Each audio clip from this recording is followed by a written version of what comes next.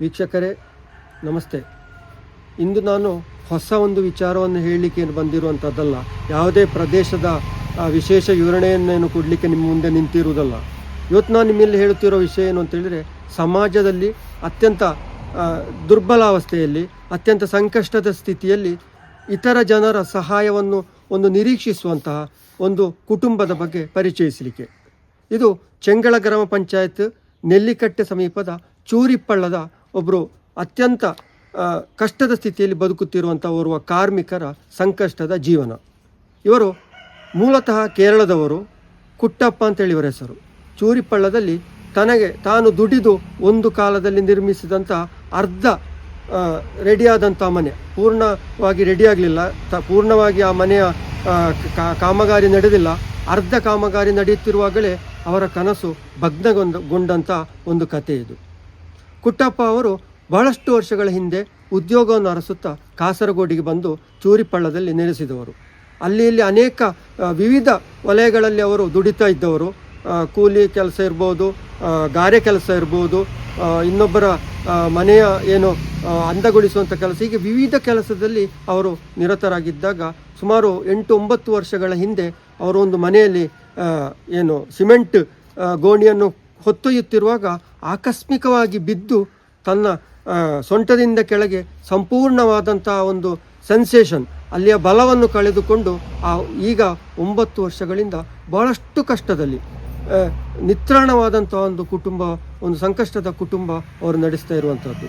ಅವರ ಪತ್ನಿ ಸುಶೀಲ ಹಾಗೂ ಅನುಷಾ ಹಾಗೂ ಕಾರ್ತಿಕ ಎನ್ನುವಂಥ ಇಬ್ಬರು ಹುಡುಗಿಯರು ಅವರ ಕುಟುಂಬದಲ್ಲಿರುವಂಥದ್ದು. ಅರ್ಧ ಆದಂಥ ಒಂದು ಪೂರ್ತಿ ಕೆಲಸ ಕಾಮಗಾರಿ ನಡೆಯದ, ಪೂರ್ತೀಕರಣಗೊಳ್ಳದ, ಗಾರೆ ಯಾವುದೇ ಪ್ಲಾಸ್ಟರಿಂಗ್ ಆಗದಂಥ, ಪ್ರಾಥಮಿಕ ಅವಶ್ಯಕತೆಗಳು ಇಲ್ಲದಂಥ ಒಂದು ಪುಟ್ಟ ಮನೆಯಲ್ಲಿ ಅವರು ಸಂಕಷ್ಟದಿಂದ ಜೀವಿಸ್ತಾ ಇದ್ದಾರೆ. ಅವರಿಗೆ ತಿಂಗಳಿಗೆ ಸುಮಾರು 25,000 ಖರ್ಚು ವೆಚ್ಚಗಳು ಭರಿಸಬೇಕಾದಂಥ ಒಂದು ಅನಿವಾರ್ಯತೆ ಇದೆ. 10-15 ಸಾವಿರ ರೂಪಾಯಿ ಅವರಿಗೆ ಪ್ರತಿ ತಿಂಗಳು ಔಷಧಿಗೆ ಬೇಕಾಗುತ್ತೆ. ಆ ನಂತರ ಒಂದು 10,000 ರೂಪಾಯಿ ಅಷ್ಟಾದರೂ ತಮ್ಮ ಕುಟುಂಬವನ್ನು ಪೊರೀಲಿಕ್ಕೆ, ತಮ್ಮ ಕುಟುಂಬವನ್ನು ನಿರ್ವಹಿಸಲಿಕ್ಕೆ ಬೇಕಾಗಿ ಅವರು ಪಾಡುಪಡ್ತಾ ಇದ್ದಾರೆ. ಆ ಒಂದು ಸಂಕಷ್ಟಮಯವಾದಂಥ ಕಣ್ಣೀರಿನ ಒಂದು ಬದುಕನ್ನು ನಿಮಗೆ ತೋರಿಸ್ತಾ ಇದ್ದೀನಿ. ಸಾಧ್ಯವಾದವರು ಮನಸ್ಸು ಅರುತ್ತು ತುಂಬ ಮನಸ್ಸಿನಿಂದ ಅವರಿಗೆ ಸಹಾಯ ಮಾಡ್ಬೋದು ಎನ್ನುವ ದೃಷ್ಟಿಯಿಂದ ಈ ವಿಡಿಯೋನ ನಾವು ಮಾಡ್ತಾ ಇದ್ದೇವೆ. ಕುಟ್ಟಪ್ಪ ಅವರಿಗೆ ನಮ್ಮ ಜೊತೆ ಇದ್ದಾರೆ ನೋಡಿ. 2 ಸೊಂಟದಿಂದ ಕೆಳಗೆ ವಿವಶರಾಗಿ, ಅವರಿಗೆ ಯಾವುದೇ ಬಲ ಇಲ್ಲ, ಬಹಳಷ್ಟು ಸಂಕಷ್ಟದಲ್ಲಿ ಕಳೆದ 9 ವರ್ಷಗಳ ಜೀವನ ಸಾಗಿಸ್ತಾ ಇದ್ದಾರೆ.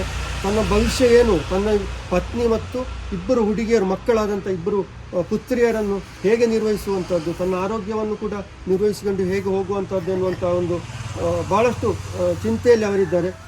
കുട്ടപ്പേട്ട നമസ്കാരം. നിങ്ങൾ കുറേ 9 വർഷമായിട്ട് തളലിലിരിക്കുകയാണ്. എന്താണ് സംഭവിച്ചത്? എന്താണ്? ഞാൻ പണിക്ക് പോകുന്ന സമയത്ത് സിമന്റ് കൊണ്ടുപോകുമ്പോൾ വീണതാണ്. വീണിട്ട് മടിയിൽ സിമന്റ് ചാക്ക് വീണ് ഇവിടുത്തെ എല്ല് പൊട്ടിപ്പോയി. അത് ഓപ്പറേഷൻ ചെയ്യണമെന്നുണ്ടെങ്കിൽ വളരെ ചിലവുണ്ട്. പക്ഷെ ഇപ്പോൾ നമുക്ക് ചികിത്സയ്ക്ക് വേണ്ടിയിട്ടുള്ള ഒരു സഹായവും കഴിയുന്നില്ല. കാരണം ഒരു ദിവസം വണ്ടി വാടക വിളിച്ചിട്ട് ഹോസ്പിറ്റലിൽ പോകാനും വരാനൊന്നും നമുക്ക് അതിനുള്ള സാമ്പത്തിക ശേഷിയില്ല. അപ്പം അതിനെ കൊണ്ട് കഴിയുന്നവർ എനിക്ക് ഒരു സഹായം.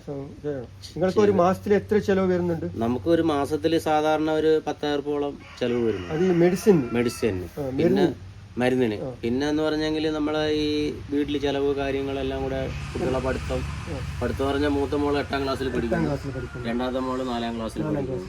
അപ്പോൾ അവരുടെ യൂണിഫോം, ഡ്രസ്സുകൾ, ബുക്ക്, അവർക്കുള്ള ഭക്ഷണത്തിൻ്റെ ബാക്കിയുള്ള കാര്യങ്ങൾ എല്ലാം കൂടെ ആകുമ്പോഴേക്ക് ഒരു 10,000-20,000 രൂപ ഒരു മാസത്തിൽ ചെലവ് വരും. അതിനൊന്നും എനിക്ക് സഹായിക്കണമെന്നുണ്ടാണ് എൻ്റെ ഒരു അഭ്യർത്ഥന. ನೋಡಿ, ತಿಂಗಳಿಗೆ 20,000, 25,000 ಅವರೊಂದು ವೆಚ್ಚವನ್ನು ಹೇಳಿದ್ರು. ಅವರ ಮಕ್ಕಳು 2 ಕೂಡ, ಅನುಷಾ ಮತ್ತು ಕಾರ್ತಿಕ, ಕಲೀಲಿಕ್ಕೆ ಬಹಳಷ್ಟು ಆಸಕ್ತಿ ಇರುವವರು, ತುಂಬ ಅಂಕಗಳನ್ನೆಲ್ಲ ಪಡೆದು ಪ್ರತಿಭಾವಂತ ವಿದ್ಯಾರ್ಥಿಗಳು. ಆದರೆ ತಂದೆ ಈ ಒಂದು ಸ್ಥಿತಿಯಿಂದಾಗಿ ಅವರಿಗೆ ಕಲಿಕೆಯನ್ನು ಹೇಗೆ ಮುಂದುವರಿಸಬಹುದು ಎನ್ನುವಂಥ ಒಂದು ಭೀತಿ ಕೂಡ ಇದೆ. ಅವರ ಪತ್ನಿ ಲೀಲಾ ಅವರು ನಮ್ಮ ಜೊತೆ ಇದ್ದಾರೆ. ಅವರಿಗೆ ಕೂಡ ಹೊರಗೆ ಹೋಗಿ ಕೆಲಸ ಮಾಡಲಿಕ್ಕೆ ಆಗ್ತಾ ಇಲ್ಲ. ಕುಟುಂಬದ ನಿರ್ವಹಣೆಗಾಗಿ ಉದ್ಯೋಗ ಖಾತರಿಯಲ್ಲಿ ಸಿಗುವಂತಹ ಒಂದು 100 ದಿವಸದ ಖಾತ್ರಿಯ ಹಣದಲ್ಲಿ ಮಾತ್ರ ಬದುಕನ್ನು ಸಾಗಿಸುವಂಥ ಒಂದು ದುರ್ವ್ಯವಸ್ಥೆ ಇದೆ. ಯಾವುದೇ ಡಿಪಾರ್ಟ್ಮೆಂಟ್ ಅವರನ್ನು ಈವರೆಗೆ ಕಂಡಿಲ್ಲ. ST ಡಿಪಾರ್ಟ್ಮೆಂಟ್ ಇದೆ, SC/ST ಡಿಪಾರ್ಟ್ಮೆಂಟ್ ಇದೆ, ಗ್ರಾಮ ಪಂಚಾಯತ್ ಆಡಳಿತ ಇದೆ. ಆಡಳಿತ ವರ್ಗ ಯಾವುದು ಕೂಡ ಇವರನ್ನು ಈವರೆಗೆ ಬೆಂಬಲಿಸಲಿಲ್ಲ. ಹಾಗೆ ಆಡಳಿತ ವರ್ಗ ಕೂಡ ಎಚ್ಚೆತ್ತುಕೊಳ್ಬೇಕು, ಸಂಕಷ್ಟದಲ್ಲಿರುವಂಥ ಇವರ ಒಂದು ಕುಟುಂಬಕ್ಕೆ ನೆರವಾಗಬೇಕು ಅಂತೇಳಿ ಸಂದರ್ಭದಲ್ಲಿ ಹೇಳ್ತಾ ಇದ್ದೇವೆ. ನಮ್ಮ ಏನು ವಿಡಿಯೋದಲ್ಲಿ ಇವರ ಅಕೌಂಟ್ ಡೀಟೇಲ್ಸ್ ಕೊಡ್ತಾ ಇದ್ದೇವೆ. ಆ ಮೂಲಕ ಅವರಿಗೆ ಅಗತ್ಯ ನೆರವನ್ನು ಕೊಟ್ಟು ಒಂದು ಸಂಕಷ್ಟದ ಕುಟುಂಬವನ್ನು ಎತ್ತಿ ಸಮಾಜದಲ್ಲಿ ಉದ್ಧರಿಸುವಂಥ ಒಂದು ಹೊಣೆಯನ್ನು ನಾವು ನಿರ್ವಹಿಸಬಹುದು ಅಂತೇಳಿ ಸಂದರ್ಭದಲ್ಲಿ ಹೇಳಲಿಕ್ಕೆ ಇಷ್ಟಪಡ್ತೇವೆ. ನೋಡಿ ವೀಕ್ಷಕರೇ, ಇದು ಪುಟ್ಟಣ್ಣನವರ ಒಂದು ಪುಟ್ಟ ಮನೆ. ನಾನು ಈಗಾಗಲೇ ಹೇಳಿದೆ, ಕಾಮಗಾರಿ ಯಾವುದು ಪೂರ್ತಿಯಾಗಲಿಲ್ಲ. ಅಷ್ಟಾಗುವಾಗ ಅವರ ಜೀವನದ ಬಹುದೊಡ್ಡ ಒಂದು ನಿರೀಕ್ಷೆ ಅವರ ಆರೋಗ್ಯದ ಕಾರಣದಿಂದಾಗಿ ಆ ನಿರೀಕ್ಷೆ ಕಮರಿ ಹೋಗಿತ್ತು. ನೋಡಿ, ಚಿಕ್ಕದಾಗಿದ್ದರೂ ಕೂಡ ಅವರು ಆರಂಭಿಸಿದಂಥ ಮನೆ ಪೂರ್ತಿ ಆಗ್ತಿದ್ರೆ ಅವರೊಂದು ಸುಖಮಯವಾದ ಸಂತಸದ ಜೀವನ ನಡೆಸ್ತಿದ್ರು. ಸರಿಯಾದ ಮಲಗಲಿಕ್ಕೆ ಬೇಕಾದ ಯಾವುದೇ ಮಂಚ ವ್ಯವಸ್ಥೆ ಆಗಲಿ, ಮನೆಗೆ ಒಂದು ಪ್ಲಾಸ್ಟರಿಂಗ್ ಸಾರಣೆ ಮಾಡಿರುವಂಥ ಇದು ಯಾವುದೂ ಆಗಲಿಲ್ಲ. ಬಹಳ ಸಂಕಷ್ಟದಿಂದ ಬದುಕುವಂಥದ್ದು. ಅಡುಗೆ ಕೋಣೆ ಕೂಡ ಬಹಳಷ್ಟು ಕಷ್ಟದಲ್ಲಿದೆ. ಈಗ ಪುಟ್ಟಣ್ಣ ಮಲಗಿದ್ದಾರೆ. ಅವರ ಮಂಚ ಕೂಡ ನೋಡಿ, ಅವರಿಗಿರುವ ಮಂಚ ಕೂಡ ಮುರಿದು ಬೀಳುವ ಸ್ಥಿತಿಯಲ್ಲಿದೆ. ಅವರ ಹಾಸಿಗೆ ಕೂಡ ನೋಡಿ, ಹರಿದು ಹೋಗಿದಂಥ ಹಾಸಿಗೆ ಅವರದ್ದು. ಅದರಲ್ಲಿ ಹೇಗೆ ಮಲಗ್ತಾರೆ ಅವರು? ಅವರ ಆರೋಗ್ಯದ ಮೇಲೆ ದುಷ್ಪರಿಣಾಮ ಬೀಳುವಂತಹ ವಾತಾವರಣವೇ ಇಲ್ಲಿ ಇನ್ನೂ ಕೂಡ ಇರುವಂತಹದ್ದು. ಅವರಿಗೆ ಯಾವುದೇ ನೆರವಿನ ಆಶ್ರಯದ ಒಂದು ಯಾವುದೇ ವ್ಯವಸ್ಥೆಗಳಾಗಲಿಲ್ಲ. ನೋಡಿ ಅವರು ಯಾವ ರೀತಿ ಇದ್ದಾರೆ ಅಂತೇಳಿ. ಸರಿಯಾದ ವಾತಾಯನ ವ್ಯವಸ್ಥೆ ಕೂಡ ಇಲ್ಲ. ಏನು ಗಾಳಿ ಬಂದ್ರೆ ತಡೀಲಿಕ್ಕೆ ಬಾಗಿಲುಗಳಿಲ್ಲ, ಕಿಟಕಿ ಇದ್ರೂ ಕೂಡ ಬಾಗಿಲುಗಳಿಲ್ಲ. ಇಂತಹ ಸಂಗತಿ ಎಲ್ಲ ಇಲ್ಲಿ ಇದೆ. ನೋಡಿ ಹೇಗಿದೆ ಅಂತೇಳಿ ನೋಡಿ. ಈಗ ಅವರ ಪತ್ನಿ ಲೀಲಾ ಅವರಿದ್ದಾರೆ. ಲೀಲಕ್ಕೆ ಈಗ ತುಂಬ 9 ವರ್ಷಗಳಿಂದ ನೀವು ತುಂಬ ನಿಮ್ಮ ಪತಿಯವರ ಒಂದು ಸಂಕಷ್ಟದಿಂದ ಪರಿತಪಿಸ್ತಾ ಇದ್ದೀರಿ. ಈಗ ಹೇಗೆ ಕುಟುಂಬವನ್ನು ಹೇಗೆ ನಿರ್ವಹಿಸ್ತೀರಿ? ನಾನು ಉದ್ಯೋಗ ಖಾತ್ರಿ ಕೆಲಸಕ್ಕೆ ಹೋಗ್ತೇನೆ. ಅದರ ವರಮಾನದಲ್ಲಿ ನಾವು ಸಣ್ಣ ಒಂದು ವರಮಾನದಿಂದ ಅಡ್ಜಸ್ಟ್ ಮಾಡಿ ಹೋಗ್ತಾ ಇದ್ದೀರಿ. ಮಾಡಿ ಹೋಗ್ತಿದ್ದೇವೆ. ಮತ್ತೆ 2 ಹೆಣ್ಮಕ್ಳಿದ್ದಾರೆ ನನಗೆ. ಕಲಿತಾರೆ, ಶಾಲೆಗೆ ಕಲಿತಾರೆ, ಒಳ್ಳೆ ಕಲಿತಾರೆ. ಅವರಿಗೆ ಮತ್ತೆ ಪಾಠ ಪುಸ್ತಕಗಳು, ಯೂನಿಫಾರ್ಮ್ಗಳೆಲ್ಲ ಅದಕ್ಕೆ ತುಂಬ ಪೈಸೆ ಬೇಕಾಗ್ತದೆ.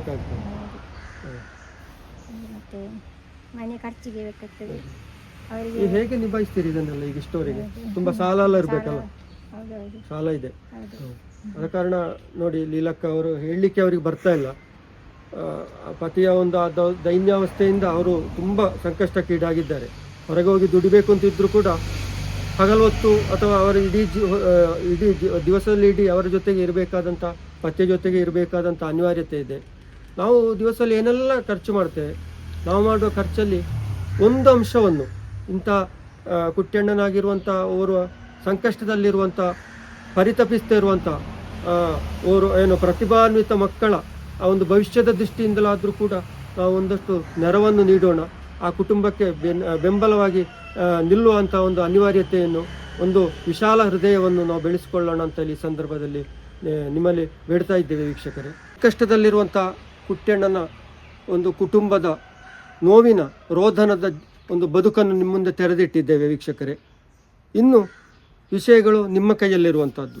ಈ ವಿಡಿಯೋವನ್ನು ಎಷ್ಟು ನೋಡ್ತಿರೋ ಅಷ್ಟೇ ಒಂದು ಸಹೃದಯ ಮನಸ್ಸಿನಿಂದ ಪುಟ್ಟಣ್ಣನ ಕುಟುಂಬಕ್ಕೆ, ಅವರ ಮಕ್ಕಳ ಒಂದು ಒಳ್ಳೆಯ ಬದುಕಿಗೆ, ಅವರ ವಿದ್ಯಾಭ್ಯಾಸಕ್ಕೆ ನೆರವಾಗಲಿಕ್ಕೆ, ಪುಟ್ಟಣ್ಣನ ಪತ್ನಿಗೆ ಒಂದಷ್ಟು ಭಾರವನ್ನು ಕಡಿಮೆ ಮಾಡುವ ನಿಟ್ಟಿನಲ್ಲಿ ನಾವು ಒಂದಷ್ಟು ಆರ್ಥಿಕ ನೆರವನ್ನು ನೀಡಿ ಅವರನ್ನು ಬೆಂಬಲ ನೀಡೋಣ.